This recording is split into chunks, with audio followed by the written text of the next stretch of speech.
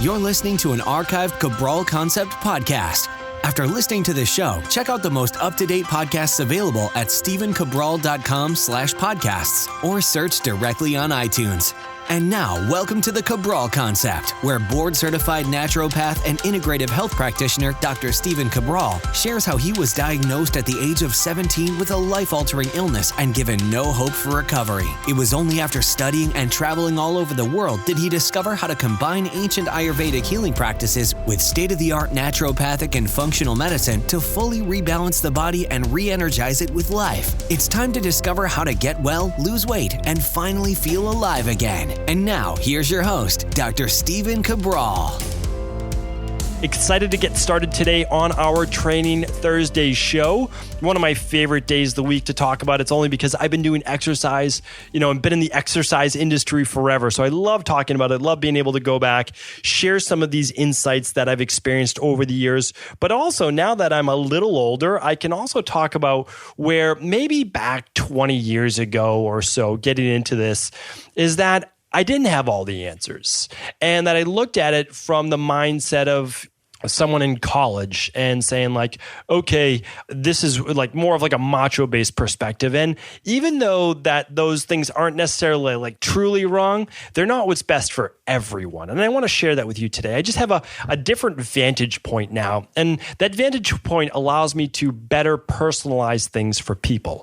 So typically advice is never wrong that people are giving you, meaning like if they're doing it from a well-minded perspective, they're just saying that it's kind of an all for one, and that's not necessarily true. And so one of the big things I like to share as well is when we're talking about exercise, I always like to ask the question, for who? Who is this exercise good for? So if someone's saying to me like, okay, CrossFit is a great form of exercise, I always ask, well, for who? Like, is CrossFit great for the person with adrenal fatigue? Are they great for the 50, 60-year-old man or woman? Is CrossFit great for those people who are testing, really low on saliva cortisol levels, like adrenal-based fatigue levels?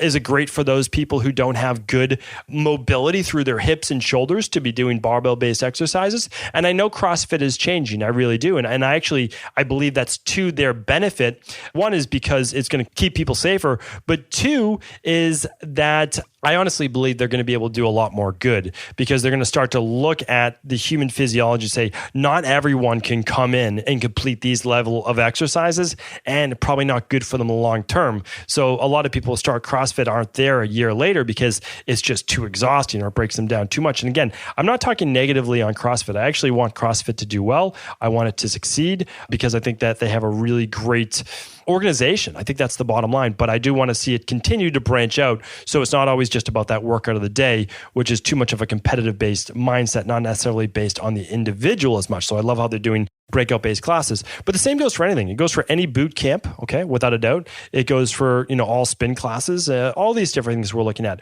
All of these things can be great. They really can. But I always say again, for who? Because there's a type of exercise that is best for everyone. But we do know, like if you've gone back to my previous Training Thursdays, I always say this is like, okay, I'm looking at exercise as this. We know that we need at least 2 days a week of strength training. That could be your own body weight if you want, but at least 2 days a week of strength training for every human alive. And I don't care if you're 85 years old. You need 2 days a week of strength training if you're listening to this. If you're 85 and listening to this, good for you. And you need 2 days a week of strength training. That's the bottom line. The reason is this. We don't want your bones to get weaker. We don't want your muscles to atrophy. We want you to stay strong because as we get older as well, we need to make sure that we don't fall literally prey to falling down. Breaking a hip or any one of those things is one of the biggest reasons why people have to go to rehab or a nursing home, or they just kind of go downhill from there. The goal is to keep your body strong for life so that that body can carry your mind and who you are and what you want to do in life through life. That's the whole point. So then I have to ask the question is this. Okay, so we have our 2 days of strength training. I'll get to that in 1 second. 2 days a week of strength training. Then after that, we need a couple of days of cardio. It can be intervals, sure. It can be for going for 30 minutes on an exercise bike or a spin class or even a light jog, just no long endurance-based training, just for overall health. Again, you might have a sport. You might be a triathlete. I work with a lot of triathletes. Well, that's your sport. We're not talking about for overall life, okay? So And of course, your 10,000 steps per day. And there's many different variations of that, but we know we need 2 days of strength training. It could be 3. 3 is fantastic as well, but start with, you need 2. And then you have to get some cardio in there as well. And hopefully you'll do some yoga and some stretching. But within that, there are many different questions that we have to ask, like how quickly to ramp up. And that's why my big thing is if you're able to, go back to stevencabral.com/573. On that show, I talked about how to ramp up and progress your workouts. I talk about everything from starting with walking or doing what you can do, moving up to some cardio, moving up to this, moving up to that. It's just great for taking you up the levels. But then we start to get a little bit more intricate. And we talk about like today's topic, and that's, should you work out when you're exhausted? Like literally you wake up that day, maybe you got less sleep. So for example, just a couple weeks ago, my youngest daughter was sick. She was literally sick through most of the night. And my wife and I were up with her. And that's just the way it is. You don't plan for that. It wasn't, my ideal night's sleep, right? It was my favorite thing to have to wake up every 90 minutes or so to make sure that she was okay. But that's what you do as a parent. You make sure that your children are okay. They come first. And again, that's just the way it is. So I woke up the next day and I didn't have as much energy as I typically do. Now, again, that seems normal, right? Well, you got very little sleep, and especially interrupted sleep, you're not going to have as much energy. So do you work out that day? That's the question. And I have to give you the true answer, because going back 20 years, the college me would have said, you just need to push through it. And if you push through it, well, you'll be stronger because of it and all these different things. But here's the thing, 20 years later, running multiple wellness centers, fitness centers, having 2 kids, seeing wellness clients all day long, recording podcasts, writing books, all that type of stuff. There's more of wear and tear on the body than there was 20 years ago when I'm sitting in class and, I get my meals at my cafeteria, those types of things when I was in college, right? Undergrad. So it's a little different perspective, and that's really what life's about. I don't think my information was really bad back then. It's just I lacked the proper perspective because I didn't have 20 more years under my belt. I wasn't even 20 years old, right? So it's hard to give that same type of perspective. It doesn't mean you can't listen to a 18, 19-year-old personal trainer or nutritionist. You just have to look at life overall. So what I want to do now is give you that answer. And so I want you to look at your overall life. And if you wake up exhausted that one day, you have to say to yourself, is this an ongoing trend? Have I been tired for many days now? Or is this just kind of a one-time thing? And if it's just a one-time thing, that you can go ahead and exercise, because you can say to yourself, I'm going to get more sleep tonight. It's not going to be a problem. Yeah, I'm a little less tired, but I want to stick with my routine. And there's a lot to be said for sticking with your routine. There really is. I find for myself personally, it is a slippery slope when I start to get out of my routine. If I'm not eating well, my cheat meals could lead to cheat meals on top of cheat meals, right? And that's because my body's like, oh, that's pretty tasty. Like that has, and you get brain sensations from that sugar.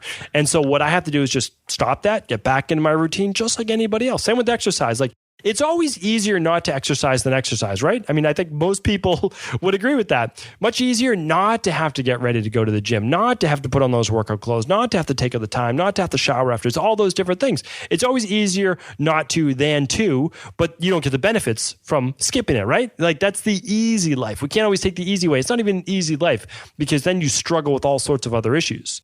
Right? It's easy that day, but certainly not easy in life. I want the easier life, but I know that I have to do the hard things sometimes to get that easy life. And one of those things is exercise. So I try to keep myself on my routine whenever possible. That means this. Okay, I'm a little bit more tired that day. What do? Well, I'm simply going to take my workout back a little bit. I'm not going to try to go for all personal bests. I'm going to get into the workout and I'm going to ease into it and do a little bit more warm up. I might do some like hip swings, some mobility work, maybe a little bit of foam rolling, and I'm going to ease into it. And I'll just say to myself, I'm just going to go through my workout, but I'm not going to push myself to exhaustion, because here's why. And here's my big takeaway. If your body is already exhausted and you're already tired, what will exercise do? If you push yourself to a high limit, it's going to take out more of your energy, right?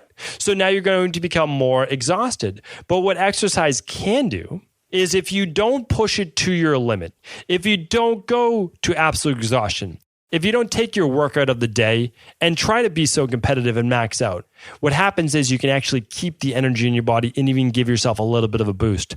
But only if you stop that workout when you're starting to peak. I know that's hard to do, no doubt about it, because when you're starting to peak and you're feeling great, like, I want to use up this energy, I want to keep going, I want to keep pushing, but that is the time actually to stop, to breathe in. Say, that was a great workout, I'm going to come back and do it again tomorrow. That's the problem I see with a lot of workouts right now, is like, you try to leave it all on the table today. Okay, no problem. That's fine when you're a teenager and in your 20s.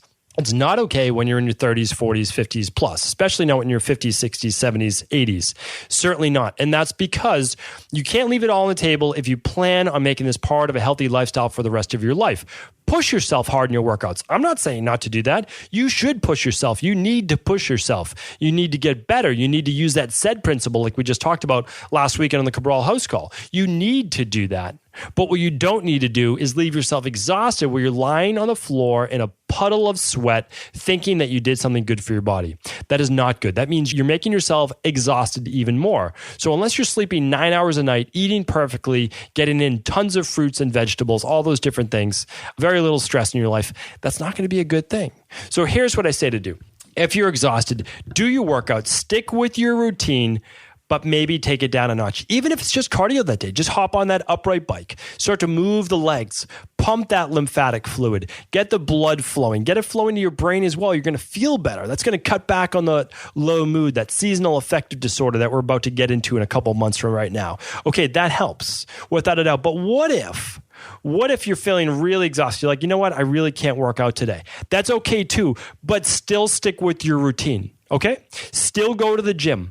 If you go to the gym or your studio or your personal trainer or whoever it is you go to, but that day, just do some stretching, do some walking, do some foam rolling, do some mobility work. Do work that's going to be more recovery-based, and the personal trainers and health coaches know what I'm talking about right now. Recovery-based rather than a hardcore workout. If you believe that by doing that workout, you're going to make yourself sick, and again, a lot of people might understand this as well, because a lot of people right now suffering from some type of chronic fatigue or adrenal-based issues, when they work out too hard, they haven't gotten enough rest, they actually get a cold. They get run down. They get sinus issues. I was there myself. I was there for a long time. And it's tough because you love working out. You love exercise, you do a little too much, then all of a sudden the next day your throat's kind of dry, it's kind of scratchy, start to feel the congestion in the back of your nose. It's terrible. You're trying to do these healthy things for yourself and then you get sick. So here's what to do though. Do the foam rolling, do the light cardio, just do the walking, stretch, breathe, oxygenate the body, alkalize the body, just means get more oxygen in. And here's what else I want you to do. And again, your personal trainer will do this with you. Again, we do 20,000 appointments a year. If a client comes in and says, I'm not really up for it today or whatever it is, we'll say, okay, we'll just start to get moving. We'll start to warm up the body. You still don't feel into it, no problem. What we're going to do is we're going to do some stretching. We're going to do some foam rolling. A lot of things we might not be able to do during a workout session. So that's okay. Just let your personal trainer know. There's no harm with that. You'll actually get still a lot of benefit with it. And you need to keep your routine going. And here's why. You don't want to fall out of that routine. Like I said, it's a slippery slope. The other thing is this. If you go into a gym, you could even just do the sauna. You do a light walk, maybe some foam rolling, the stretching like I talked about before, and do the infrared sauna or do a sauna. Or skip the gym that day, but make an appointment at a local wellness center and do an infrared sauna there or a sauna. Sweat out a little bit, okay? Make sure you're rehydrating, squeeze some lime in that water, put a pinch of sea salt, get some of those minerals back into the body. Here's what else I want you to do. A little bonus tip. I want you to eat light that day. When you're exhausted, do not eat heavy foods. Do not eat any fried foods. Do not eat a ton of heavy protein or meat. And the reason is that's going to take more energy from your body, okay? I also want you to get to bed early that night. Those are the bonus tips. Eat light throughout the day, very, very light. Get some nutrients in your body. Don't make that a fast day. You don't need to exhaust your body anymore. But eat light, eat very, very light foods, do smoothies, do some green juices if you want, and try to go to bed early that night. Just go to bed a half hour to an hour earlier. If you can't go a whole hour, just get to bed a half hour earlier. You can't catch up on sleep, but that will allow you then to get into a nice deep sleep to rejuvenate the body. Maybe take a little bit of the natural calm powder or the liquid melatonin or the best rest, any of those things as part of our deep sleep protocol. All of those things will help. All of them will better rejuvenate your body. So here's the takeaway. If you are exhausted, If it was a one-night thing and you're like, okay, no big deal, I feel fantastic, no issues with immunity, I'm good to go. Yes, absolutely, do your workout. But if your body's exhausted, this has been leading up to it, a lot of travel, a lot of speaking, a lot of work, a lot of whatever it might be, it's okay to take the day. Take the day, but keep the routine. So take the day means this. It means go to the gym, go see your personal trainer, go stick with your routine, but do the foam rolling, do the stretching, do the walking, do some light cardio, hit the infrared sauna, any one of those things, just to keep yourself on track. That's it. But do things more that give you energy, like the stretching, the relaxation, maybe even a little massage, any one of those things, instead of you putting out more energy. Definitely don't work out to exhaustion. Definitely don't go for all personal best that day. That's not the day to do it. You have the rest of your life. Remember, sometimes we try to get that crazy workout in one day and we forget about the long term, right? We're all about today. But here's the thing. You probably have 20, 30, 40, 50 more years if you're listening to this podcast right now. And the thing is, you don't have to get it all in one workout. Don't let that one workout actually take out more of your natural life energy than bring it back in. Hopefully today's show helped. Really appreciate you tuning into the Cabral Concept. Once again, if you feel this show could help anyone, please do feel free to pass it along to them. Take care. I'll talk with you tomorrow. Before you go, I wanted to share a personal story with you. The real reason I began to get well finally is because I figured out what was wrong with me. And that might seem pretty obvious, but I went from doctor to doctor for over 2 years before discovering at-home functional medicine lab testing. These are the labs that enabled me to finally figure out what was wrong with my hormones, blood sugar, electrolytes, and gut health. And once I knew what was wrong, I could then follow a proven plan in order to rebalance my body from the inside out. This is why I believe so strongly in functional medicine lab testing and why I've made it my mission to share these labs with the world. Now at equa.life, you can order an at-home lab test or lab bundle for you and your family and be able to complete it within the week. Plus, the EquaLife difference is that you're not left to try to read and figure out these labs on your own. We explain what your lab numbers mean, what they mean in the much bigger picture, and then how to go about rebalancing your body in order to heal. To see our full selection of lab tests or to set up a free lab selection call to find out what labs may be best for you, simply head on over to equa.life/labs. And do remember, we ship these all over the world. To find out more and to set up your free lab selection call, simply head on over to equa.life/labs. That's EQUI.LIFE/labs.